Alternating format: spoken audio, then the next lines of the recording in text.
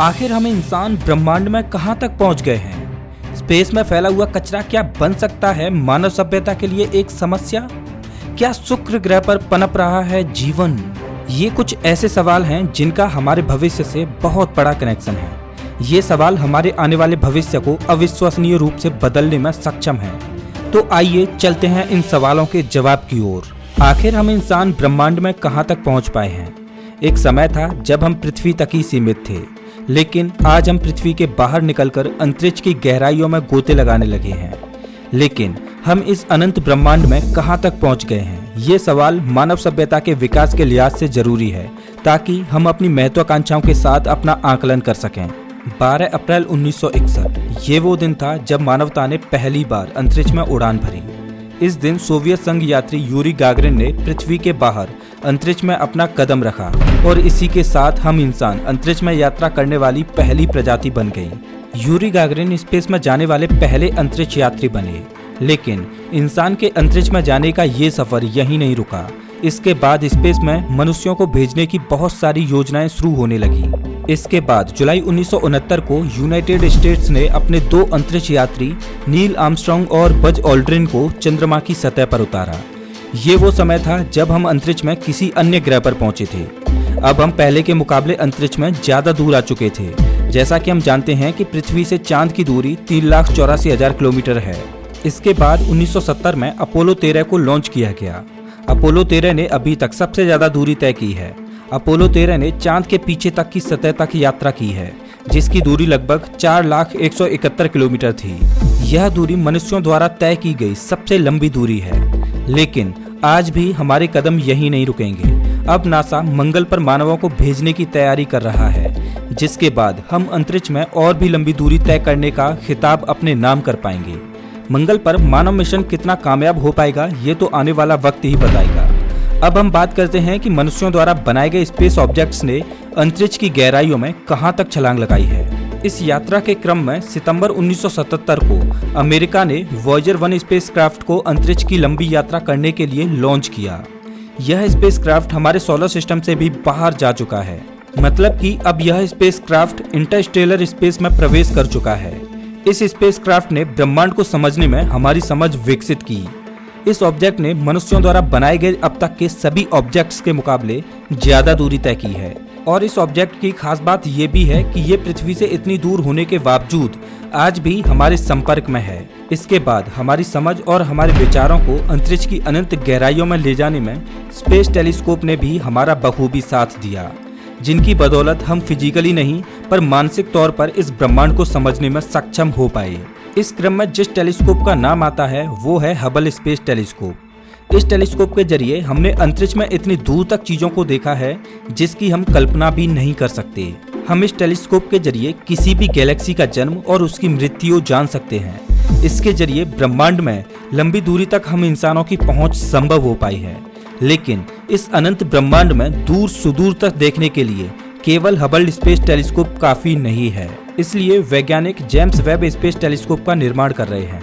इसके advance sensor और technology हमें इस अनंत अंतरिक्ष की गहराइयों में झांकने में सक्षम बनाएगी, जो अभी हबल टेलीस्कोप की पहुंच के बाहर है। इससे ब्रह्मांड के बारे में हमारी जानकारी और भी गहरी हो जाएगी, जो शायद मानव मिशन के जरिए संभव न हो पाए। कुछ भी हो, आज भले ही हम अंतरिक्ष में उपस्थित हजारों ग्रहों और गैलेक्सीज तक न जा पाए, लेकिन इनके बारे में हम जानते बहुत कुछ हैं। चलिए चलते हैं अब अपने दूसरे सवाल की ओर। स्पेस में फैला हुआ कचरा क्या मानवता के लिए एक बड़ी समस्या बन सकता है? 19वीं सदी मानव सभ्यता के विकास के क्रम में सबसे महत्वपूर्ण सदी रही है, क्योंकि इसी समय में इंसानों ने पृथ्वी से परे जाकर अंतरिक्ष मिशन शुरू किए थे और तब से लेकर आज तक लगभग 70 से 80 हजार उपग्रह पृथ्वी से छोड़े जा चुके हैं। क्योंकि हर 2 से 3 महीने में लगभग हर एक देश अपने सैटेलाइट्स लॉन्च करते रहते हैं। ये मिशन हमारे काम के हैं, इसमें कोई दो राय नहीं। लेकिन इन्हीं स्पेस मिशंस की वजह से स्पेस में अत्यधिक मात्रा में कचरा जमा हो चुका है। अब आप सोचेंगे कि स्पेस में भी कचरा हो सकता है, वो कैसे? दरअसल जब भी किसी यान को स्पेस में भेजा जाता है तो उसके लिए एक लॉन्च व्हीकल की जरूरत पड़ती है, जैसे रॉकेट। इनका काम होता है सैटेलाइट या यान को आउटर स्पेस में पहुंचाना। वहां पहुंचते ही ये यान या सैटेलाइट रॉकेट से अलग हो जाते हैं और फिर ये पृथ्वी के ऑर्बिट में चक्कर लगाते रहते हैं और ऐसे ही कचरा बन जाते हैं। इसके अलावा पृथ्वी से भेजे गए सैटेलाइट्स की एक उम्र होती है। एक उम्र के बाद ये भी काम करना बंद कर देते हैं और वैज्ञानिकों के नियंत्रण से बाहर हो जाते हैं, जिसके बाद ये भी कचरे में तब्दील हो जाते हैं। कुछ सैटेलाइट्स ऐसे होते हैं जिनका काम इंटरनेशनल स्पेस स्टेशन में सामान पहुंचाने का होता है। ये आमतौर पर छोटे बॉक्स के आकार के होते हैं। इंटरनेशनल स्पेस स्टेशन में सामान पहुंचाने के बाद ये भी किसी काम के नहीं रहते और कचरा बन जाते हैं। अब आप कहोगे कि पृथ्वी का कचरा तो पर्यावरण को खराब करता है, लेकिन स्पेस का कचरा हमारा क्या बिगाड़ेगा? तो जनाब, आप गलत सोच रहे हो। स्पेस में पृथ्वी के चारों ओर कचरे की एक मोटी परत बन गई है, जो पृथ्वी के ऑर्बिट में स्थित सैटेलाइट्स के लिए रोडे का काम करती है। पृथ्वी पर मानव जीवन को आसान बनाने वाली चीजें जैसे GPS system, live TV broadcast, internet सुविधा इत्यादि सब सैटेलाइट्स की मदद से ही चलते हैं। इसके अलावा पृथ्वी पर मौसम संबंधी जानकारी और हमारी कम्युनिकेशन डिवाइस भी इन्हीं सैटेलाइट्स की मदद से चलते हैं। स्पेस में कचरा ज्यादा होने की वजह से इन सैटेलाइट्स के कचरे से टकराने की संभावना बहुत ज्यादा है, जिसकी वजह से पैसे की बर्बादी तो होगी ही, साथ ही साथ जो डेटा उपलब्ध होगा उसकी भी बर्बादी होगी। एक रिपोर्ट के अनुसार पृथ्वी के ऑर्बिट में 2000 से भी ज्यादा एक्टिव सैटेलाइट्स मौजूद हैं, जो 5 लाख से भी ज्यादा खराब हुए सैटेलाइट्स या उनके मलबे से घिरे हुए हैं।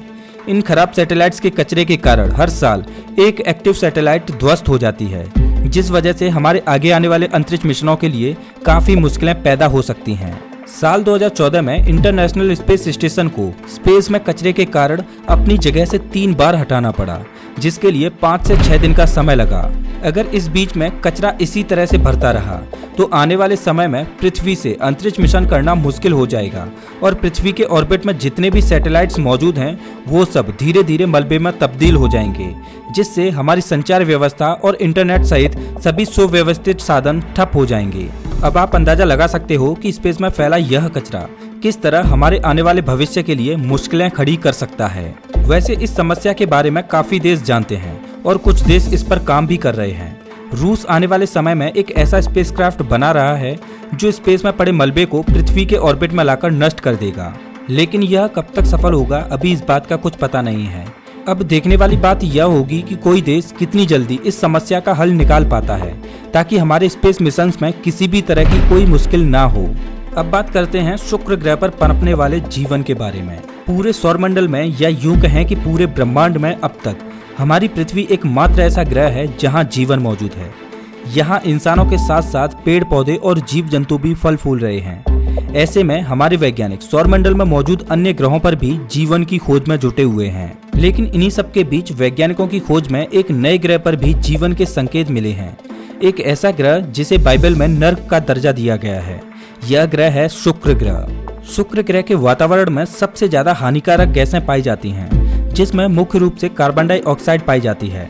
अब सोचने वाली बात यह है कि इतनी हानिकारक गैसों से घिरे हुए वातावरण में बसे इस ग्रह पर वैज्ञानिकों को जीवन के ऐसे क्या संकेत मिले हैं जिसने वैज्ञानिकों के मन में शुक्र ग्रह के लिए हलचल पैदा कर दी। अब तक वैज्ञानिक चांद और मंगल पर बस्ती बसाने के बारे में सोचते आए हैं, लेकिन अब उनके लिए एक और नया रिसर्च वर्क शुरू हो गया है, जिसके अंतर्गत शुक्र ग्रह पर जीवन के पनपने की संभावना को देखना है। दरअसल वैज्ञानिकों को शुक्र ग्रह के वायुमंडल में एक नए प्रकार की गैस मिली है जो शुक्र पर जीवन होने के संकेत देती है।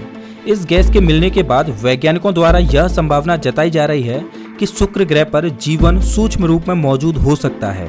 इस अद्भुत गैस का नाम है फॉस्फीन, क्योंकि हमारी धरती पर भी फॉस्फीन गैस प्रचुर मात्रा में पाई जाती है, जो हमारे जीवन के लिए आवश्यक भी है।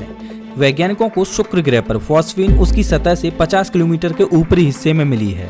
हालांकि वैज्ञानिक ये अनुमान लगा रहे हैं कि शुक्र ग्रह पर जीवन सूक्ष्म जीवों के रूप में मौजूद है। हालांकि वो ये भी कहते हैं कि यह सूक्ष्म जीव वहाँ के वातावरण में अपने आप को स्थापित कर चुके हैं, इसलिए वहाँ का वातावरण उनके जीवन के लिए अनुकूल बन चुका है। अब ये वैज्ञानिकों के लिए काफी दिलचस्प विषय बन चुका है कि क्या अब शुक्र ग्रह पर भी जीवन संभव हो सकता है। वैसे तो जिस तरह शुक्र ग्रह का वायुमंडल और वहाँ की परिस्थितियाँ हैं, उस हिसाब से वहाँ पर जीवन की खोज करना अंधेरे में सुई ढूंढने जैसा है। लेकिन जिस तरह से शुक्र ग्रह पर फॉस्फीन गैस के स्पेक्ट्रम सिग्नेचर का पता चला है, उस हिसाब से वैज्ञानिकों को शुक्र ग्रह पर जीवन की खोज की आशा की एक किरण मिली है। अब देखने वाली बात यह है कि यह खोज कितनी दूर तक जाएगी और क्या शुक्र ग्रह पर हमारा जीवन संभव हो पाएगा। अगर ऐसा होता है तो मंगल और चंद्रमा के अलावा हमारे पास शुक्र भी एक विकल्प होगा। अब देखने वाली बात यह होगी कि पृथ्वी के बाद इंसानों का दूसरा घर कौन सा होगा। दोस्तों इस वीडियो में बस इतना ही। अगर आपको ये वीडियो अच्छा लगा हो तो इसे लाइक करें और ऐसे ही मजेदार वीडियोज के लिए चैनल को सब्सक्राइब करें, साथ ही बेल आइकन दबाएं।